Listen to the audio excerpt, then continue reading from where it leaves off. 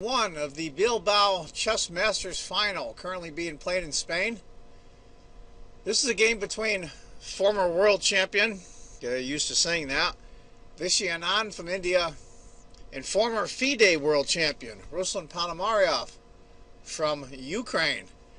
Both great players. Let's get to it. Anand is white, Ponomariov is black. It's going to be a King's Indian Classical. We'll go through the first few moves. It's pretty much standard stuff. Castle, H3, stopping the pin of the bishop. That'll be an incredibly annoying pin. E5, D5, closing things up. A5, bishop E3. It's always fun to play the King's Indian. Classical is good too. I should probably play. I play the King's Indian on occasion. I probably should play classical rather than move the G and H pawns like I usually do. Knight A6. G4. Here comes white. Typical stuff. Right now is a tiny advantage for black, but that's somewhat normal in King's Indian at this point.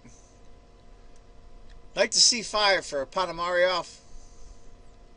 I like Ruslan a lot. He's an interesting character. I think he's going to be a lawyer. He's Ukrainian. He played a match against Nakamura at the St. Louis Chess Club and Scholastic Center a couple of years ago. An interesting guy. I like him. Knight to D2. C6, going after the center of white. Develop the bishop. Bishop D7. And here we go with the pawn storm. G5 by Vichy. And I'm sure Vichy's played this a million times. So has Ponomariov. It's a really interesting position. I like it a lot. There's a lot of tension right here still. There's these pawns coming. This kind of stuff coming. We'll see how black does. Knight to E8. You see that a lot because he's going to move the F pawn.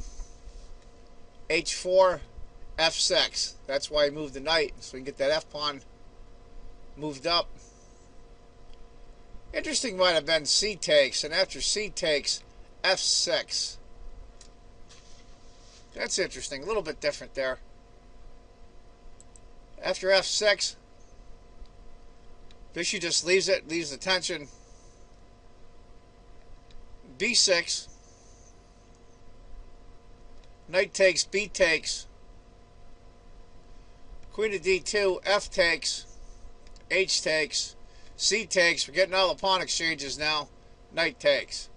And after the smoke clears, I get my Fritz computer on off screen. It's about a little over a pawn advantage for white at this point. So Vichy's done okay.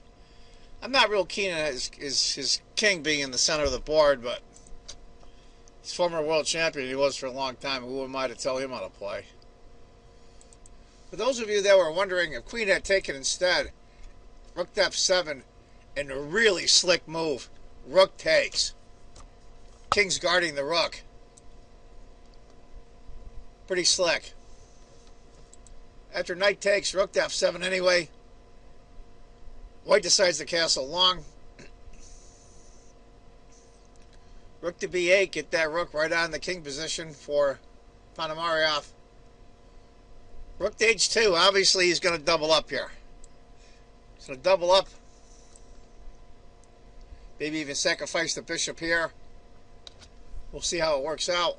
Bishop E6. The knight retreats. He didn't want to give up the knight. Maybe he's going to block the file with the knight. Queen B6. And that's what he does. Knight B5. Even a 1500 player like myself could see that.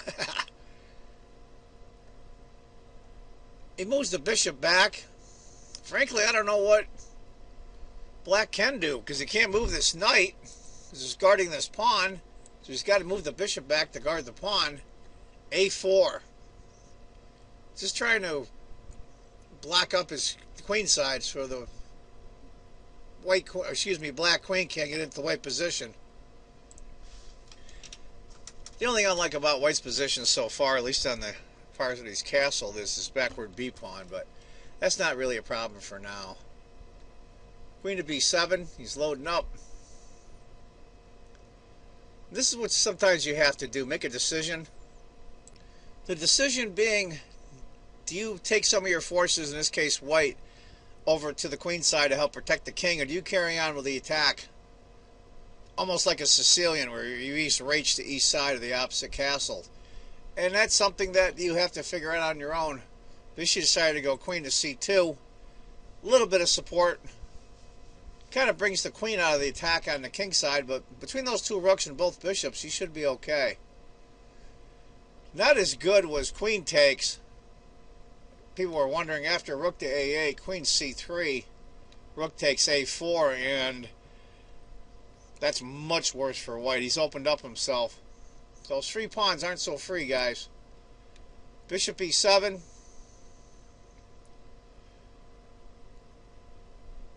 It's funny, the computer shows king to b1. And I really don't see the logic in that move. But he did it. Obviously that level of play is much above mine, so maybe you can figure it out on your own. Queen to c6. Bishop d2, going after the a pawn now. Bishop d8 to protect. Queen d3. Rook. Rook f1. Looks like in the future, Vishy wants to go f4. Bust the position open. Rook f8. Rook comes back.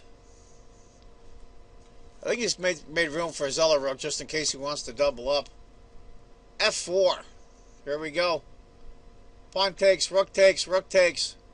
Bishop takes, rook f7. That was the sequence why he moved the rook. Attack on the white king has pretty much died for now. And I think somewhat the attack on the black king as well. I think Ponomariov is playing this very well. Right now, off screen, the computer shows about a 3/4 of a pawn advantage for white. Basically even. Bishop d2. For those of you that were wondering, if bishop took d6, rook d7, queen c2, knight takes, and white loses. Can't protect the pawn again. I should say the bishop again. Bishop d2. Bishop e7. Rook g2. Obviously wants to move his dark squared bishops. He's got to protect that g pawn. Queen to b6 for Ponomariov. My favorite saying, what to do, what to do. Wants to get rid of light squared bishops, which he does. Rook takes. And knight c7. That knight's got to get back into play. And coming here is a good spot for him because he either can jump to here or jump to here. Or just hit this pawn again. But it's a good spot, better than where he's at now. Rook to f4. And this is where Ponomariov miscues. I think it's a natural move. But nonetheless, it's allowing white to get in, and you'll see here in a minute. And that's the problem. These natural moves sometimes come back to bite you. Knight to e6. Oh, excuse me. Knight to e6. What he should have done probably is rook to g3, bishop f8, rook f3, and it pretty much goes like that. But after knight to e6, rook takes. Another alternative would have been take instead of knight move. Bishop takes, knight e8. Probably would have served black a little better. But after knight to e6, rook takes, king takes, queen to d5. Now that knight is pinned. And it's going to be a pain in the behind. How's he going to, when he goes to move the king, how's he going to protect the knight? The queen can't get to it. It's on a light square, so his dark squared bishop can't help. It's almost a 2-point advantage now for white. Queen to d8 is going to slowly try to protect that knight. King to a2. Bishop f8. Bishop f4. Hitting the pawn again. That backward d6 pawn. Queen of D7. B3. Bishop B7. Black's he's just hemmed in. He has really nothing much he can do right here. I think Vishy at this point is going to slowly squeeze him. He plays knight takes. King to F8. Vishy pushes on with E5. And you all see why, of course, why knight can't take. Queen mates. Whoops. E5. Sorry about that. And this is where I think Ponomariov miscues. Now, he's pretty far behind. It's about a 1.5 advantage. He's down a pawn, and that E-pawn is slowly getting pushed on him, and he's getting pushed back. He decides to play knight takes G5, and it's almost a 3-point advantage now for Vishy and Anand. He should have played bishop takes, then bishop C1, king, E takes, queen takes. Might have been a little better scenario for him. After knight takes, queen takes C5, queen at G4, bishop C1. The only card he has to play is two passed pawns in the G and H file. Black's got to go for it, even though his king is pretty exposed. Queen takes another pawn. Queen checks. Bishop thus blocks. And that bishop serves very well right here. He's guarding the king, and he's also eyeballing his own pawn here to keep track of him. That's double duty. That's what you want your pieces to do, more than one thing at a time. H4, he's pushing his pawns. Kind of praying for a miracle, I think. Queen to B5. Threatening mate. Well, it's not mate, but it will be shortly. He loses that bishop. Check here. King up. Takes check. You lose the bishop. Queen A8, so he has to guard that check. C5. H3, here comes the pawn. It's Ponomariov's only hope that he can get that pawn down there. C6. Vishy's got it all worked out. If anybody's wondering, it's an over 13-point advantage for white at this point. Now it's climbing up to 19, which we all know a queen's roughly 10, so that's like being 2 queens up almost. Bishop D8. Queen D5, threatening this knight moves. It's mate here. Bishop C7. Bishop goes after the knight. No more checks anymore on the white king. The black queen's hemmed in. Queen A5. Try to get some action in. Knight to B5. Queen E1. And this is a really nifty check. Bishop A3 check. It's just curtains for poor Ruslan. King to G7. Knight takes. H2. Knight to E8 check. Beautiful by Vishy. Beautiful. King H6. Knight F6.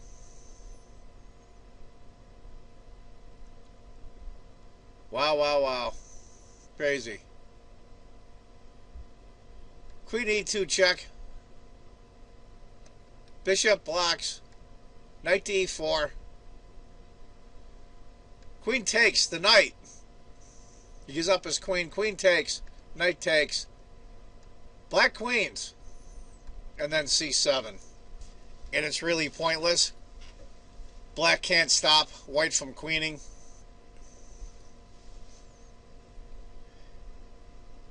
And that's just the way it is. If he goes queen to H3 to try to block.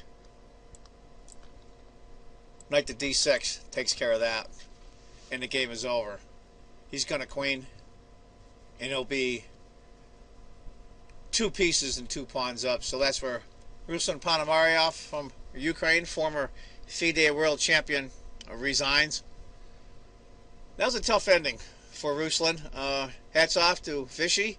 This is the last tournament he's going to play in before his rematch with Magnus Carlsen this November. That'll be exciting. I think Fishy will do a little better this time. We'll have to see. Anyway, that's round one from Bilbao Chess Masters final. I hope you enjoyed it. I want you all to remember, if you think chess is just a game, you're not playing it right. Take care, folks. Bye-bye.